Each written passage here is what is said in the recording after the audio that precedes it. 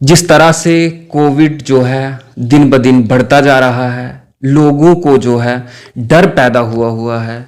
लोगों के अंदर इस तरह का डर पैदा हो गया है, किसी को सर में दर्द होता है तो वो अस्पताल तक जाने से झिझकते हैं।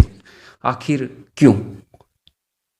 आखिर इतनी पैनिक सिचुएशन जो है वो क्यों पैदा हो गई है? उसकी वजह क्या है? इसी सब पे चर्चा करने के लिए हमारे साथ आज जुड़ी हैं शिखा बंदराल ठाकुर जी, जो कि नेशनल अवामी यूनाइटेड पार्टी की डिस्ट्रिक्ट जनरल सेक्रेटरी। काफ़ी सारे सवालात जो हैं हम लेकर इनके पास पहुंचे हैं, काफ़ी सारे जो मुद्दे हैं। सबसे पहले मैम स्वागत है आपका हमारे चैनल में। धन्यवाद। मैम, जिस तरह से आपने भी देखा होगा, मीडिया के थ्रू देखा होगा या आपने अपनी लोकेलिटी में देखा होगा कि लोगों को आज सर दर्द होता है तो वो अस्पताल जाने से झिझकते हैं। आखिर क्यों इस तरह की सिचुएशन जो है वो पैदा हो गई है? क्यों इस तरह के हालात बन गए हैं? जहाँ तक मुझे लगता है तो ये हालात इसलिए बने हैं क्योंकि सरकार कोई भी ठोस कदम नहीं उठा पा रही है। सरकार आम आदमी के लिए कुछ नहीं कर रही है। सरकार आम आदमी के ऊपर जहाँ तक जितना ध्यान देना चाहिए, जहाँ सरकार बोलती है हम आम आदमी के साथ है, क्योंकि अभी बीजेपी का राज चल रहा है तो बीजेपी से ही ये सवाल सीधा जाता है कि जहाँ आप एक जगह कहते हैं कि आप आम आदमी के साथ कंधे से कंधा मिलाकर चल रहे हैं, लेकिन वो कंधा आज कहाँ है? अगर सही मायने में देखा जाए तो जो आम आदमी है वो हॉस्पिटल जाता है, वो ये सोच के जाता है कि मैं वहाँ से ठीक ठाक होके वापस आऊँगा। पिछले साल की तरह फिर से लॉकडाउन स्टार्ट हो गया है, जबकि सब सरकार ने कहा था कि सब ठीक हो गया, अब लॉकडाउन नहीं लगेगा। तो ये नौबत फिर से क्यों आई है? क्यों एक आम आदमी को इतना जूझना पड़ रहा है दोबारा? मैम, जिस तरह से देखा जाए, पहला लॉकडाउन हुआ उसमें हमें सब चीज़ें जो हैं वो जाननी पड़ी, पता चली कि किस तरह से जो हालात के साथ निपटना पड़ेगा हमें। फिर उसके बावजूद भी जब हमारा सेकंड वेव आई है, क्या हमें उस चीज़ के लिए प्रिपरेशन नहीं कर लेनी चाहिए थी पहले से ही, ताकि हमारे जो रेडी वाले लोग हैं या फिर छोटी छोटी दुकानों वाले लोग हैं या जो मजदूरी करने वाले लोग हैं, ताकि उनका घर जो है वो अच्छे से चल पाता। लेकिन आज तो सारे लोग परेशान हैं। रेडी वाला अपनी जगह परेशान है, मजदूरी वाला अपनी जगह परेशान है, उनके लिए तो कोई सोच नहीं रहा है। तो उस चीज़ के लिए मैं आपके पास इसीलिए आया हूँ कि आपकी पार्टी इस चीज़ को किस तरीके से संजीदगी से देखती है। मैं इस चीज़ को इस संजीदगी से देखती हूँ कि बिल्कुल सरकार को ये चीज़ सोचनी चाहिए थी। अगर पिछले साल से सरकार ने कुछ सीखा ही नहीं तो सरकार ने किया क्या? सरकार ने जब कहा कि ये लॉकडाउन सिर्फ 1 महीना रहेगा, फिर 1 महीने से 2 महीने, 2 महीने से 3 महीने, जनता ने पूरा साथ दिया। जनता ने सरकार के हर एक मुद्दे का, हर एक बात का समर्थन किया, पूरा उनके साथ साथ चली। लेकिन सरकार क्यों जनता के साथ चल नहीं पा रही है? सरकार क्यों जनता के पास जाकर ये नहीं बता रही है कि आप फिक्र मत करो, हम आपके साथ हैं? सरकार क्यों ये नहीं कर रही? जहां हम बात की जाती है, जैसे ऑक्सीजन की अभी कमी आई है, अभी लेटेस्ट न्यूज में ये बताया जा रहा है कि ऑक्सीजन की कमी है, ऑक्सीजन सिलेंडर खत्म हो रहे हैं, कुछ हो रहा है। ठीक है, हम मानते हैं कि ऑक्सीजन की कमी है, लेकिन जहां पे हॉस्पिटल्स में ये भी बात सुनने को आई है कि किसी परिजन के अगर हॉस्पिटल में ऑक्सीजन की कमी से मौत हो जाती है तो उसके घर वालों को इन्फॉर्म नहीं किया जाता टाइम पे, उसके बाद उसको बॉडी नहीं दी जाती, बॉडी भी नहीं दी जाती। और दूसरा ये है कि अगर बॉडी दी भी जाती है तो वो फुली पैक करके दी जाती है। उन्हें ये कहा जाता है कि उसे ओपन मत कीजिए। क्यों नहीं कीजिए? जिनकी फैमिली का मेंबर है उन्होंने क्या उसका आखिरी बार उसका फेस भी नहीं देखना है? क्या वो आखिरी बार अपने मरे हुए जो परिजन है उनका क्या आखिरी चेहरा भी नहीं देख सकते? क्यों हॉस्पिटल्स में ये क्या धोखाधड़ी चल रही है और ये क्या घपले चल रहे हैं? सरकार क्यों इसके लिए कोई कड़ा मुद्दा क्यों नहीं उठाती? जैसे हम बाहर के देशों की बात करें, बाहर के देशों में सीधा डेथ सेंटेंस होता है किसी भी गलत काम के लिए, तो हमारे देश में ये चीजें कहाँ हैं? मैम, जिस तरह से आपने भी देखा, कुछ दिनों पहले प्रेस कॉन्फ्रेंसें हुई, उसमें बिल्कुल इस तरह से कहा गया कि किसी चीज़ की प्रॉब्लम नहीं है, किसी इंसान को भी घबराने की ज़रूरत नहीं। उसके बाद ऑक्सीजन की कमी सामने आई, उसके बाद जो है बेड की अवेलेबल नहीं हुए मरीजों को। पार्कों में हमने देखा कि ऑक्सीजन लगा के लोग जो हैं वो अपनी जान बचाने की कोशिश कर रहे हैं।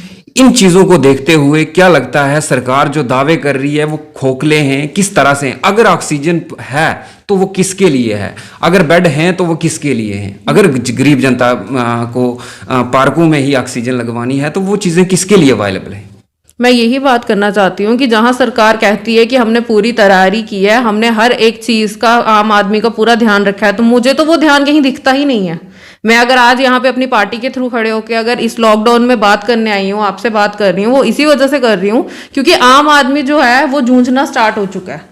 लॉकडाउन के जिस दिन लॉकडाउन का स्टार्ट हुआ है, जिस दिन लॉकडाउन की बात हुई है, आम आदमी का दिल धड़कना शुरू हो गया। क्यों? क्योंकि उसे पता है कि अगर मैं रोजगार नहीं करूंगा, अगर मैं काम पे नहीं जाऊंगा तो मुझे फिर भूखे मरने की नौबत आ जाएगी, जैसे पिछले साल हुई।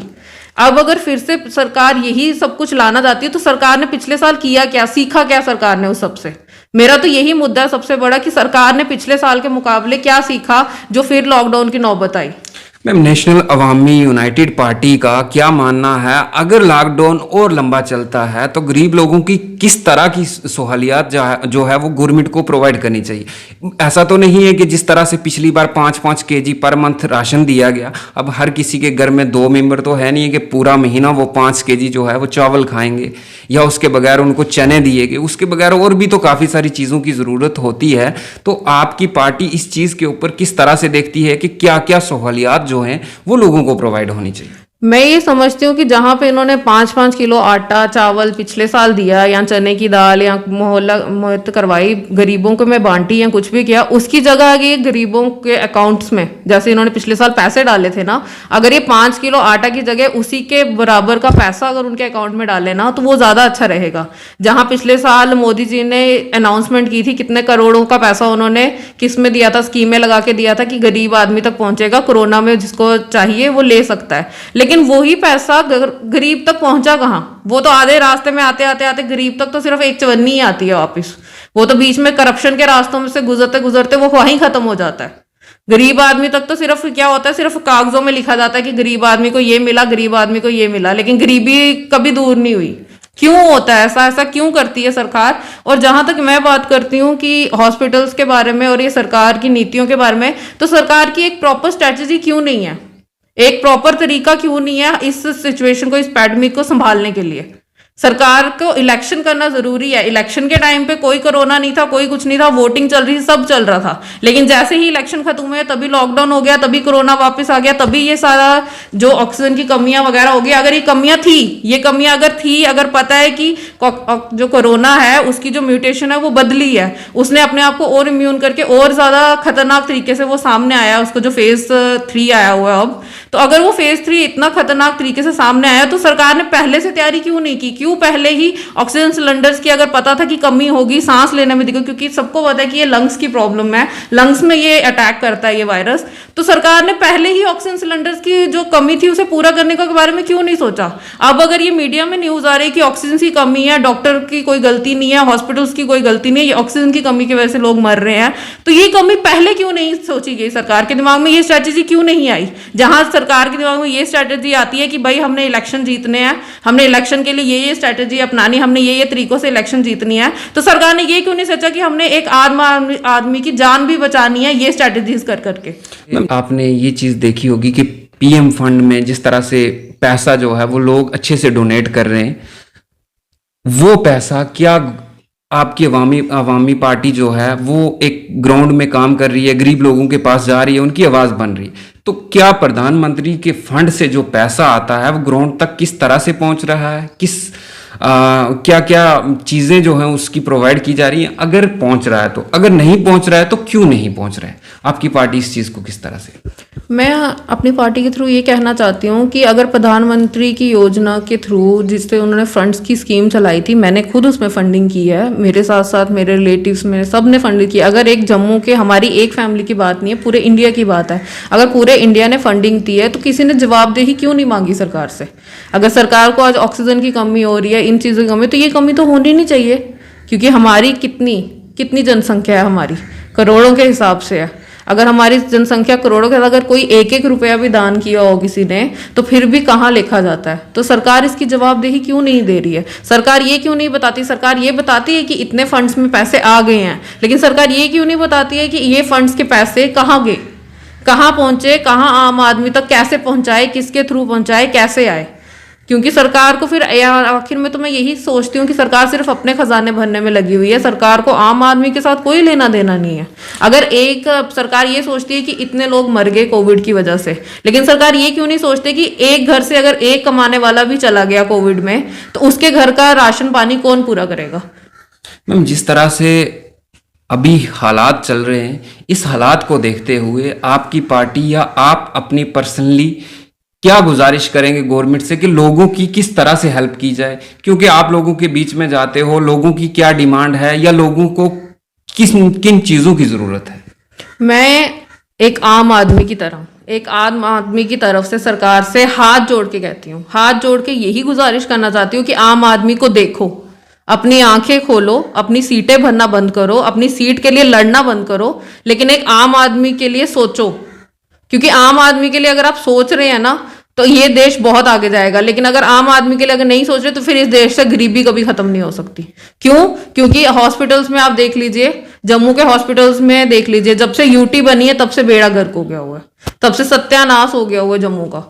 और जब स्टेट थी तब फिर भी हमें ये था, ये हमें यूटिलाइज, इतनी हमें हक थे कि हम अपनी स्टेट में चाहे जो मर्जी करें। हमारे स्टेट के हॉस्पिटल भी ढंग के थे, सब कुछ था। जब से यूटी बनी है तब से ही कमियां होना शुरू हुई हैं। जिस तरह से आपने देखा होगा जीएमसी जम्मू को या यहाँ की सुपर स्पेशलिटी को छोड़कर मैं बात करूँ अदर दूर दराज के हॉस्पिटल्स की, तो वहाँ जब कोई मरीज पहुँचता है तो वहाँ से सिर्फ उन डॉक्टरों का या उनके मुलाजमों का ये काम है कि एक चिट्ठी बना के देते हैं, जो कि रेफर की चिट्ठी होती है कि बस आप यहाँ से जम्मू चले जाएं। क्या उन हॉस्पिटल्स को भी गवर्नमेंट को देखना चाहिए ताकि वहाँ पे भी जो जिन जिन चीज़ों की कमी है वो पूरी करें, ताकि डॉक्टर वहाँ मरीजों को देख पाएं? इस चीज़ को किस तरह से? जी बिल्कुल, ये चीज़ ये है कि रेफरेंस लेटर लिखने से कुछ नहीं होगा। अगर आप एक पेशेंट को, आपके सामने पेशेंट पड़ा हुआ है, लेकिन आप फिर भी कागज के ऊपर लिख के अगर दे रहे हैं कि इसको यहाँ से रेफर करो, जबकि आप खुद उसको डायग्नोस नहीं कर रहे, खुद उसको जांच नहीं कर रहे पहले, तो ये चीज़ भी गलत है। सरकार हॉस्पिटल्स के ऊपर क्यों निगरानी नहीं रख पा रही है?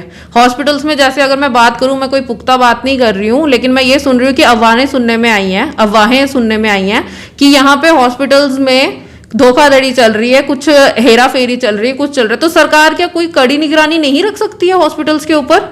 अगर बेशक हम उन्हें कहें कि वो हमारे वॉरियर्स हैं, फर्स्ट लाइन वॉरियर्स हैं, वो I respect first line warriors. हम पुलिस वालों की रिस्पेक्ट करते हैं, हम हॉस्पिटल्स वालों की रिस्पेक्ट करते हैं। लेकिन जहां तक बात की जाए कि हॉस्पिटल्स में एक पेशेंट जब जाता है, वो जब एडमिट होता है, तो वो एडमिट तो होता ही होता है साथ में, लेकिन उसका पूरा परिवार वहां पे होता है। लेकिन जब वो इंसान की जब मौत होने वाली होती है वहां पे, तो वो घर वालों को इन्फॉर्म करना क्या इंपॉर्टेंट नहीं है? अभी लेटेस्ट एक कल परसों की न्यूज थी फेसबुक के ऊपर, मैंने किसी की देखी थी, उसमें एक लड़की चिल्ला चिल्ला के यही बोल रही है मीडिया के आगे कि मेरे पापा की अगर रात को डेथ हुई है तो क्या हॉस्पिटल वालों का फर्ज नहीं बनता था सुनाना? क्या हॉस्पिटल्स वालों का फर्ज नहीं था कि एक बार भी ये सुना दीजिए क्या? और एन मौके पे क्यों नहीं हो रहा है ये काम? अगर रात को डेथ होती है तो सुबह कहां पता चल रहा है परिजनों को कि डेथ हो गई है, ये हो गया, वो हो गया? और हॉस्पिटल वाले मुंह छिपाते क्यों फिर रहे हैं?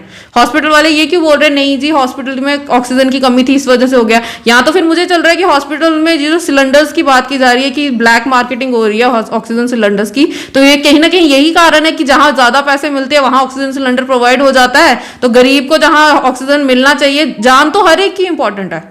ये नहीं है कि जान सिर्फ एक इंसान की जो वीआईपी है वही उसी की इंपॉर्टेंट है, या कोई रिच पर्सन है उसी की इंपॉर्टेंट है। एक गरीब आदमी की जान की कोई कीमत नहीं है सरकार के लिए?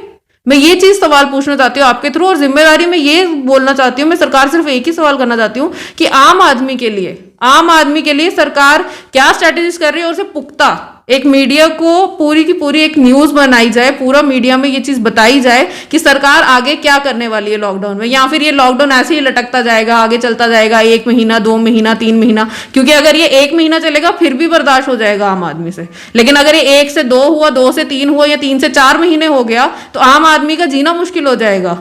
वो बर्तन खटकाते रह जाएगा अपने घर के खाली। बिल्कुल बिल्कुल। तो ये थी हमारे साथ बात करने के लिए शिखा बंदराल ठाकुर जी, जो कि यूनाइटेड अवामी पार्टी की जनरल सेक्रेटरी हैं डिस्ट्रिक्ट की। काफ़ी सारे सवालात थे, काफ़ी सारी बातें थी इनके साथ हमने की। इनका यही कहना है कि सरकार को जो है अपनी रणनीतियां जो हैं वो सही बनानी चाहिए, ताकि गरीब आवाम का कुछ ना कुछ भला हो पाए। ये ना हो कि 1 महीने का 2 महीने हो जाए लॉकडाउन, और 2 का 3 हो जाए, और गरीब जो है वो अपनी भूखमरी का शिकार होता नजर आए कोरोना को भूल कर। फिलहाल ऐसी अपडेट के लिए आप जुड़े रहें जेके प्राइम मीडिया के साथ। मुझे दे दीजिए इजाजत। धन्यवाद।